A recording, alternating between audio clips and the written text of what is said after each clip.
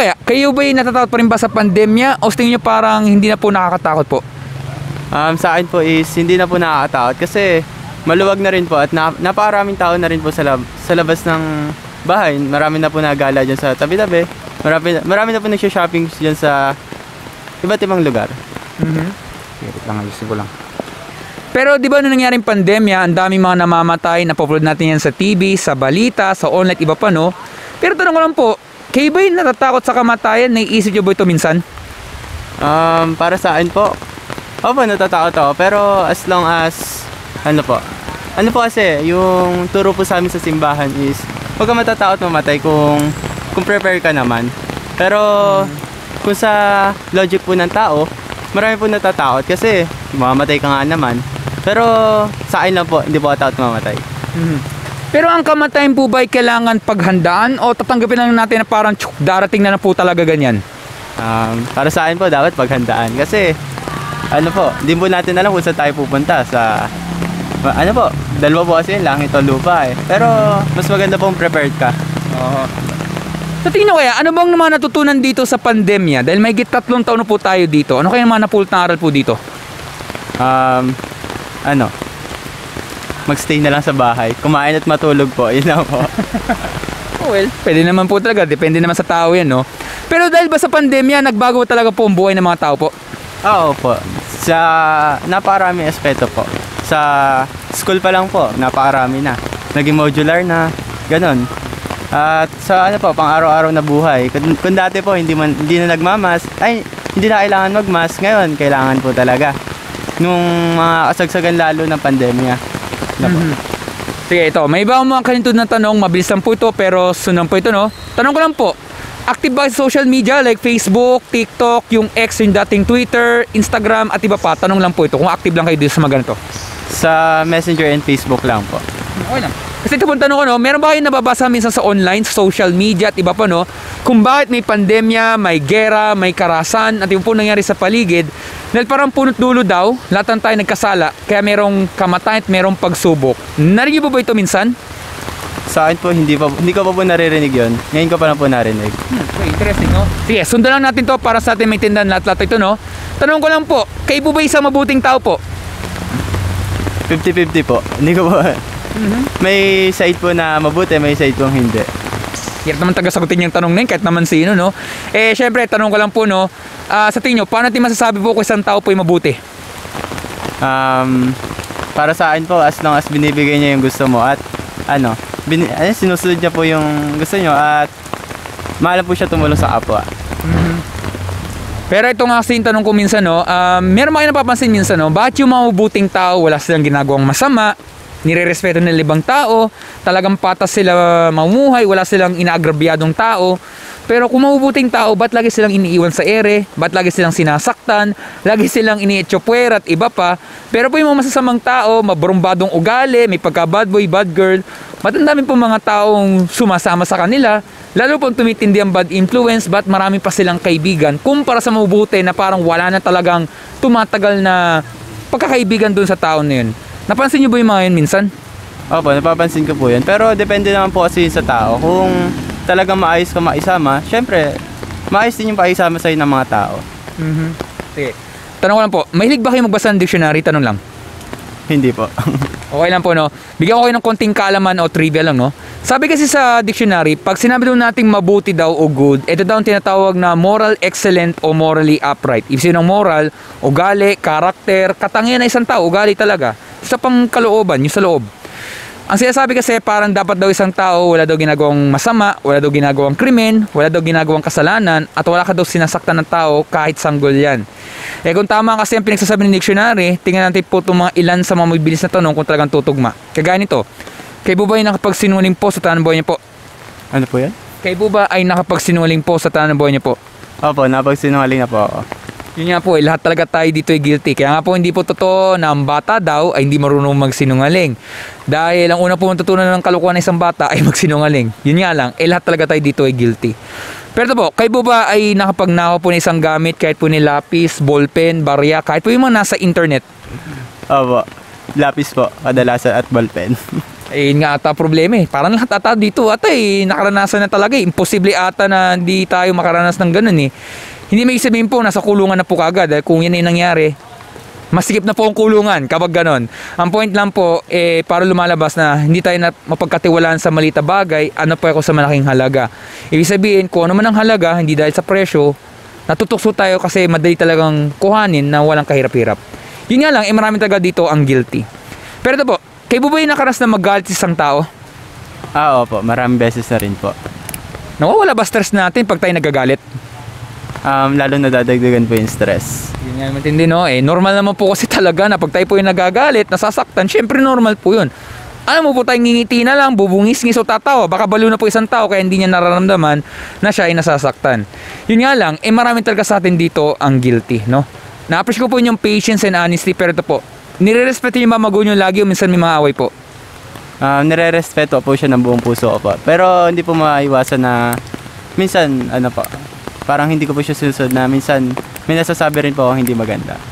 Yun nga po mahirap, parang imposible naman po na maiwasan yun. And point lang kasi, pag nirespeto magulang po lagi, wala talagang away. As in zero talaga, wala. Pero imposible, lahat talaga tayo dito, eh guilty, no? Pero ito po, nagagamit nyo ba minsan ang pangalan ng Panginoon sa walang kabuluhan? Minsan pag kayo nagugulat na papa-OM, alam nyo na po yun? Hindi ko po sinasabi yun. Kasi turo po sa simbahan, huwag mong gagamitin yung pangalan ng Diyos na walang katuturan. Well, mabuti po kung ganun, no? Marami naman taong hindi pa naman talaga lekas na ginagamit yon. Kasi hindi porket ginagamit yun ng maraming tao, eh tama. Hindi po ganun yun. Hindi na majority answer ay win. Ibig sabihin, hindi lang nila naiintindihan. Kasi kung tayo may respeto dapat sa magulang, dapat meron tayong respeto sa Panginoon. Yun nga lang, marami talaga doon ang guilty. Nilinaw ko po, hindi ko po hinuhusgahan. Ito'y para lang malaman kung tayo po mabuting tao. Take note, ang ginamit ko pong pronoun ay tayo. Tayo pong lahat. Kasama pong 8 bilyong tao sa buong mundo. Sa tingin nyo kaya, kung tayo po yung mamamatay, hindi po to pananakot, at haharap tayo sa tiyatawag ng judgment day sa Panginoon, tayo ba'y guilty o innocent po tayong lahat? Mental block ako. Ano po ulit? Ulitin nga po. Sa tingin nyo kaya, kung tayo po yung mamamatay at haharap tayo sa judgment day sa Panginoon, lahat tayo haharap. Sa tingin nyo, tayo ba'y guilty sa tinagawang kasalanan o innocent po tayong lahat? Kung sa akin po, guilty po. Pero may binigay po siya sa atin na way para maligtas po tayo sa second coming po, parang ganun. Pero yung binigay niya po yan is repentance po. Binigay niya po yan para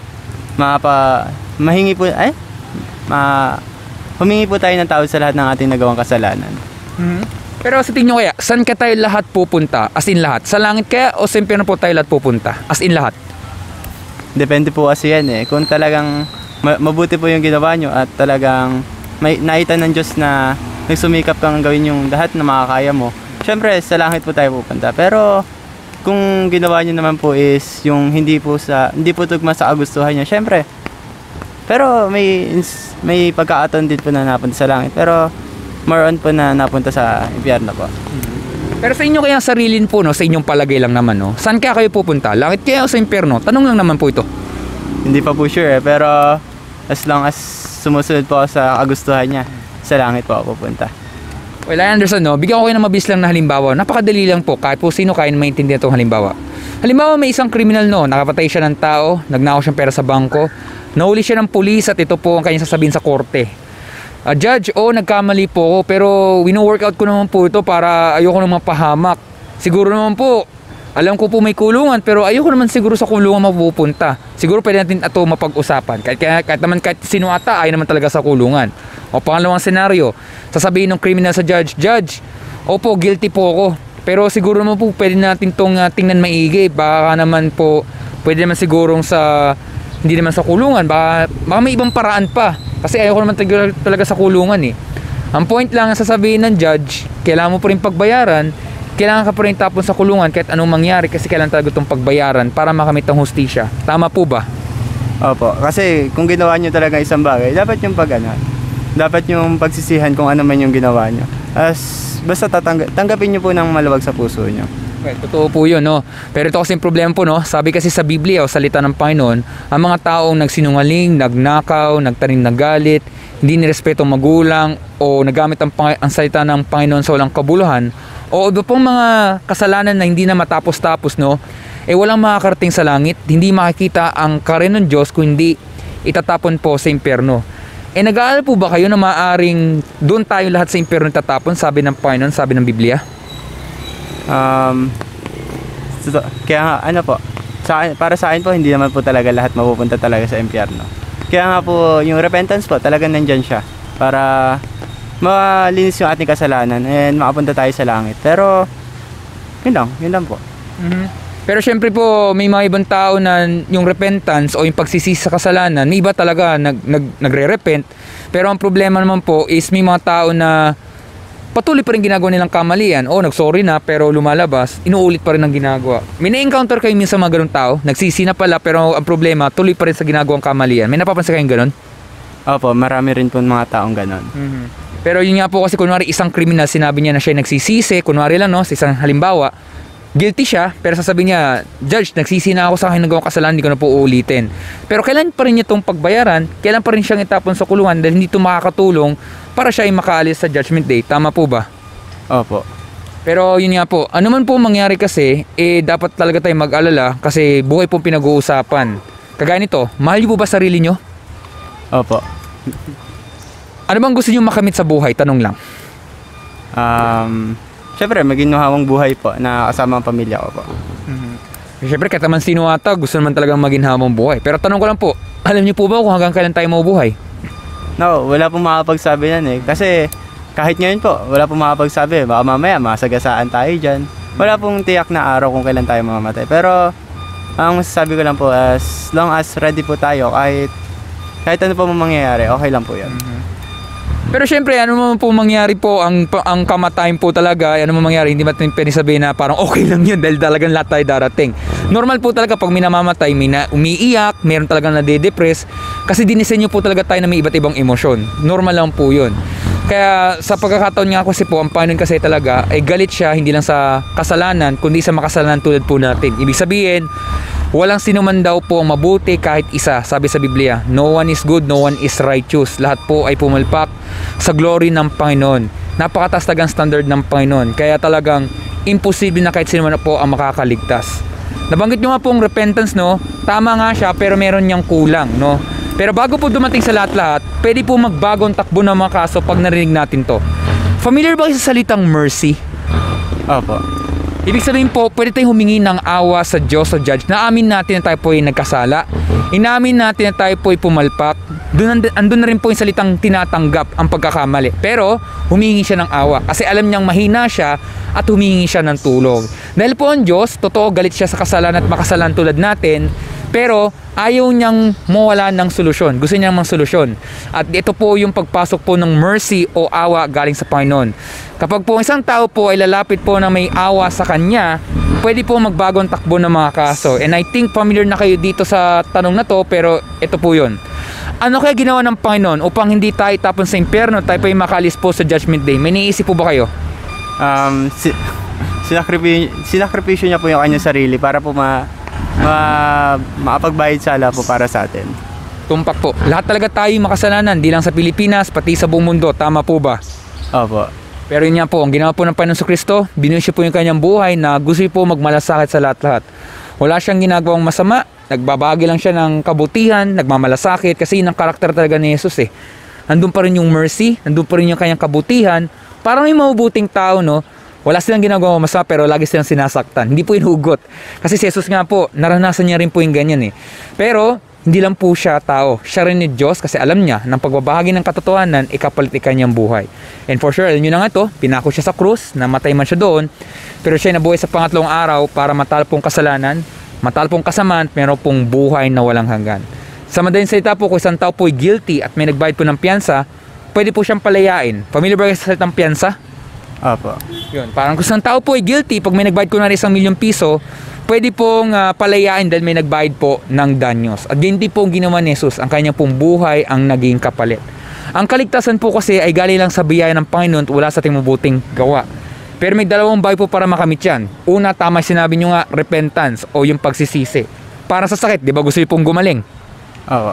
Ganun po yun. Ibig sabihin ng repentance, hindi po siya perfectong proseso. Nagkakamali rin po tayo 24 oras. Pero ang pinagkaiba ay hindi tayo lagi mumuwi sa kasalanan. Lagi natin tatalikurin nagawang kamalian at lagi natin babaguhin ating puso at isipan. At ang isa po ay ang pananampalataya sa Panginoong Hesukristo lamang bilang tagapagligtas. Repent and put your trust sa Panginoong Hesukristo lamang. Pag nagawa natin yung dalawang bagay na yun, pwede na tayo patawarin ng Panginoon sa nagawang kasalanan, bibigyan tayong bagong puso at isipan, at mas lalo maging maliwanag ang pag-asa. Hindi sa mundo nito, kundi sa Kanya lamang, at dahil po doon, meron pong buhay na walang hanggan. Sa tingin nyo kaya, nagsasabi kaya ng totoo? Sa tingin ko po, opo. Pero sa tingin nyo kaya, pag-iisipan nyo po ba ating napag-usapan po?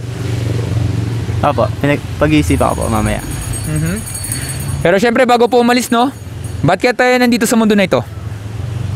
Siyempre, ano po, para sa akin po, nandito po tayo para, paano nga ba? Siyempre, para maging masaya po. Tapos, nandito rin po tayo para, paghandaan po yung kanyang pangalawang pagdating po dito sa mundo. Na makapag-prepare po tayo na makabalik po sa piling niya. Actually, tama naman sagot nyo po eh. At tama naman po, dapat natin talagang i-expect po ang pangalawang pagdating po ng Panginoong Hesukristo. Ibig sabihin, hindi natin yung parang pag naghihintay na parang si Juan Tamad na nakanganga sa bayabas, hindi po ganun, no? Ibig sabihin, tuloy lang tayo sa ginagawa natin. Halimbawa, kung kayo ay estudyante, nag-aaral pa, patuloy lang. Kung dumating talaga, edi mag-ready lang talaga tayo. Ibig sabihin, ginagawa natin talaga para sa Panginoon. Ang problema nga lang kasi talaga, dahil nga sa kasalanan, talaga tayo nag-corrupt yung thinking natin, nagkaroon talaga ng pagsubok, may kasalanan, mayroon talagang tukso. Kaya talagang nakakaras po tayo ng mga pagsubok. Pero hindi para panghinaan ng loob, kundi lalo tayo magtiwala sa Panginoon. Kasi ang kanyang salita po magiging sandigan natin hanggang sa huli. Ang masamang balita, lahat talaga tayo guilty, lahat talaga tayo makasalanan. Kasi po, matibay po ang justice ng Panginoon. Wala pong nilalampasan kahit sino. Kahit po ang pinakamayaman na binili ang isang social media website, alam nyo na pangalan, hindi ko nababanggitin nyo, no? Pwede rin siyang makasalanan tulad rin po natin. Patas po ang Panginoon. Pero mabuting balita, bagamat po may impyerno, meron ring langit. May mga tao rin talaga makapunta sa langit. Hindi dahil sila yung mabuting tao, kundi mabuti po ang Diyos. Sa pamamagitan po ng pagsisisi o repentance at pananampalataya sa Panginoong Hesukristo lamang, sila ay hindi na mapapahamak, sila ay maliligtas ng Panginoon dahil sa biyaya lamang, at dahil doon makakarating talaga sila sa langit dahil yan sa biyaya ng Panginoon. Maraming salamat po at meron ba yung katanungan po? Wala na po. Maraming salamat po at mag-ingat po kayo. Okay, salamat po.